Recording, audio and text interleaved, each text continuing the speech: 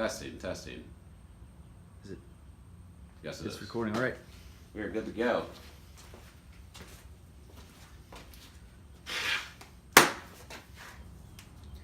Tokyo. Yes, sir. Chris?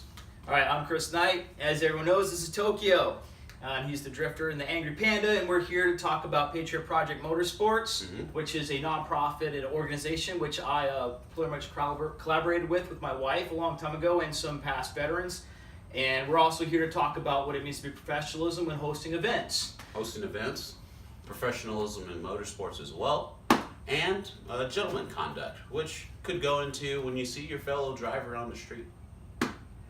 Now, Chris has been so kind as to allow me to do this video with him, and the reason why it's so important is because, as you guys know, the blacklist, which I created as a concept to hold people accountable in order to cut down on the childish banter and things that have taken place in the past, which was bringing ruin to our car scene, causing drama, and shedding a bad light on us.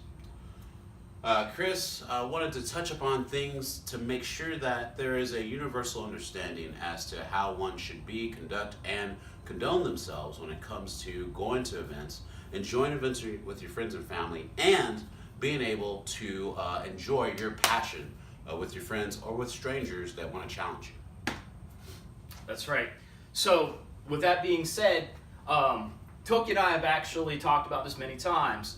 And from the past to current, what we are really strongly encouraging is how to conduct yourself when actually participating in these events, when you come to these events.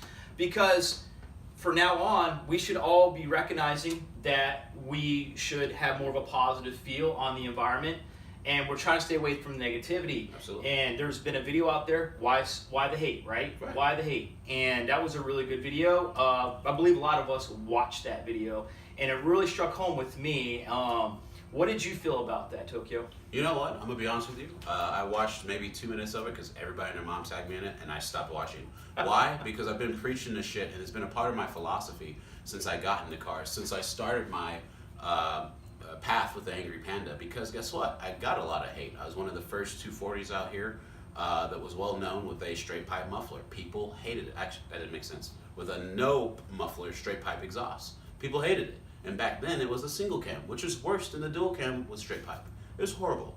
But that was me. I liked it, I loved it, and I did it, right? On the flip side though, I think it's really important that people really chew on why they hate. Why? Because if we don't take a time to be aware of how we conduct ourselves and how we think, that will give rise to negative actions and things that we might not realize we're doing that could be hindering the scene altogether. Such as, oh, I'm gonna run pink wheels on my car. He might not like the color pink, and so therefore feels the need to push his opinion on that my pink wheels are dumb. This is a negative thing to say. Why? Because that's his opinion and he could have kept it to itself. It's not gonna help me, it's not gonna influence me to sell my wheels and buy another color set of wheels, so why say it? But this is what most of you guys do on a regular basis. And not even on pink wheels, something as little as maybe a sticker. Maybe it is the fact that somebody's license plate is crooked. You guys, I've seen some things take place that are just downright unnecessary as far as what was said. A person that I knew commented on a photo in a 240SX forum of a prom picture where the gentleman had his 240 in the background and his prom date, and there are rude comments made about the prom date and the car not being able to sustain them. Now, with that being said, I think it's highly important that if we take the time to see these motivational videos or consume these motivational videos that really allow us to think about how we act and condone ourselves, you will see that a lot of times you bring the negativity to the table. Right on, Tokyo. So when we talk about this negativity versus positivity, and we're coming to these events, when we're aiming for this professionalism, how we conduct ourselves in a personal manner, the one thing I'm trying to bring to the table and explain to the people out there what professionalism means. This is not something that can actually be understood straight off the bat. Am I right? So I'm gonna lay this out flat. You guys are the future. You are right now. You guys who are out there, you are the youth. You are the future. I'm one of the older people. You can call me OG if you will. I was there in the very beginning, Fast and the Furious. That's where it all took off. I had a Mark III Supra. I did some of the things you guys did. And after I grew up a little bit, I matured. And I also was in the military for 13 years active duty. I learned a lot of professionalism. With that being said, do you have to be in the military to learn professionalism? Not at all. You can learn professionalism where you work at, day to day. Like, watch how people conduct themselves. Even Tokyo displays a professional attitude around people all the time. It's wherever you go, the people you meet, and especially like in his case, Tokyo, he likes to make connections. He's always out there trying to get in touch with other people, because he's trying to go in a certain direction. And speaking of direction, we're all trying to get somewhere in the motorsports realm. Is that right, Tokyo? Absolutely. You know, it's really important that you guys understand how, like, at the end of the day, when you're professional, it opens up doors. If you look at me right now, right? If I went into a job interview like this is the real shirt. Like, this is straight up Japanese style street shirt. Yeah, that's like, so messy. I'm not gonna get a job looking like this. Now, this is like my truth. This is like how I am, right? But when it comes to meeting and connecting, there's a certain level of conduct. How I act does not display in my dress. My dress is simply how I wanted to express myself on a particular day. Professionalism doesn't necessarily mean you have to wear a suit. Professionalism comes from how you conduct and condone yourself. This means being able to say, hey, what's up? Dude, I really like your car. Oh, thank you. What did you do to it? How did you do it? Not Very like, simple. oh, my car could beat yours. I should really like it, but I'm not going to tell you that because that's weird. That's weird. That's not how that works. It also means that, hey, this guy's part of an organization. Maybe I am a kid and I'm in the military, right? And so I'm like, hey, I want to be a part of your event, right? I'm not going to go and then act all crazy knowing that this event is somewhere, or that he's representing that and he's in the midst, or we're at a car show, right? I'm not going to go show off. I'm not going to go try and make an ass out of myself, knowing that there's people I want to meet, connect with. If I was unprofessional, he would have never reached out to me at all. And I met him at a KC Drift parking lot event. We were out at, I want to say, Jack in the Box, and him and his wife came out, right? And I met them.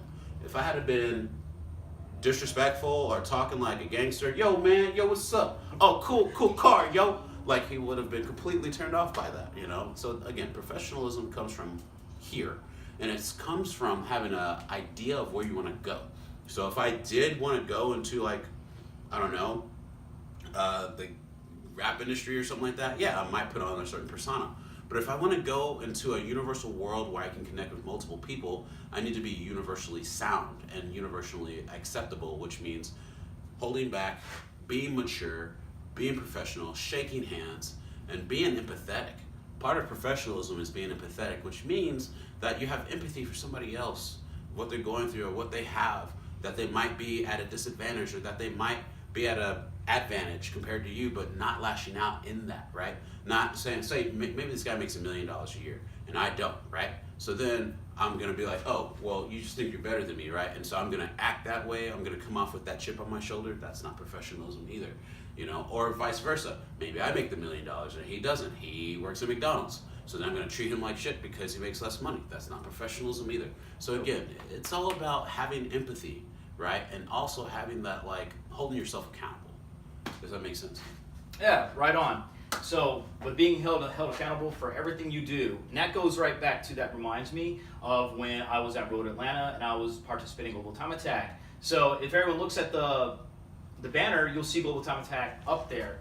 And when I used to, I still race, I just haven't been out there lately, and Jason Deinhardt is the owner of Global Time Attack. So, big props out to you, Jason, because you gave me a lot of advantages and you helped me make other connections down the road.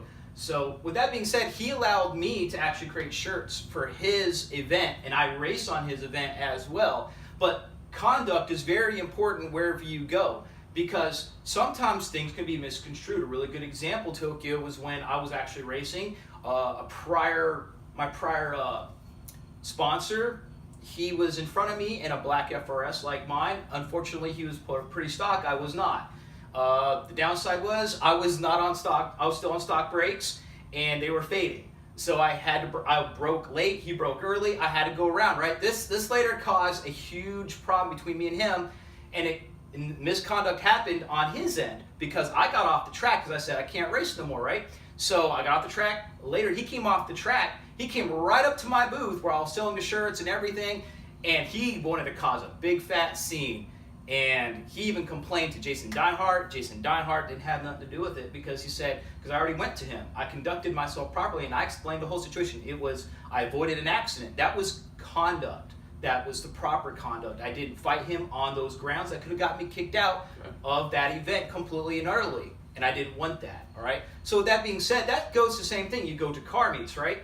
Do you want to be that guy who's revving the loud engine all the time and being caught up on that, doing burnouts? And going right back to the small talk, now the internal stuff, we don't want any of that as well. So conducting yourself is very, very important in that professional manner. If you guys want to keep showing up to future events, conduct yourself and don't be bringing the negativity or the hate. We all share a passion for cars, and that's why Tokyo and I put this video together. And it was about past events, but we actually wanted to talk about things for the future. And that's how we want to go about this. So Tokyo, got anything, last words before we wind this up? Yeah, ultimately, guys, and you hear me say it and speak it all the time, especially in my daily posts. At the end of the day, guys, it comes back to self-awareness, self-reflection. If you got hate in your heart, you got to figure it out. The hate in your heart wasn't caused by somebody and how they designed the car. It's not caused by the angry panda and the fact that it has a shit ton of rust and it's like halfway put together. Your hate comes from something within yourself. It comes from a lack of awareness or a lack of self-acceptance, right? And so if you don't accept yourself, then, it comes to, hey, you know what, friends? I'm dealing with shit and I need your help. Hey, guys, I need this advice. I need this, right? It comes to reaching out to me. If you know me, you're going through some shit or you're just really hateful and angry for no reason, right? You don't know why. Reach out. At the end of the day, guys, this is a community. I might drift, you might grip, or maybe you're a straight liner, right? Who knows, right? At the end of the day, though, I want to see every single one of you guys take off. Go after it, right? This is our passion. Cars are a language, right? It's a total culture. This is nothing. Your car. That is how I understand what you're about, okay? So, please keep that in mind. And again, if you have any animosity towards somebody or someone or something, right, a past event or a sponsor, right, he could still harbor animosity and he could have handled that a whole entire different way, but he didn't, right? So again, self-reflection, reflect on yourself, see what you're about, right? Then show your truth. Design your car the way you want. Some of that self-reflection equals into confidence. It equals into self-esteem. And then you have the backbone to go after what it is you love. Maybe you want to trick out an MR2, right? Maybe you want to trick out a Volkswagen Beetle. That's your truth, man. Don't let anybody stop you from your truth. No compromise. No compromise. If you're going to build something crazy, a V12 240SX, cool. Understand it's going to be really complicated, costs a lot of money and a lot of fabrication, but it doesn't mean it can't be done. Don't give up on what you want to do. Right on. All right, Kansas City, this is Chris Knight in I'm Tokyo, and we are out. All right.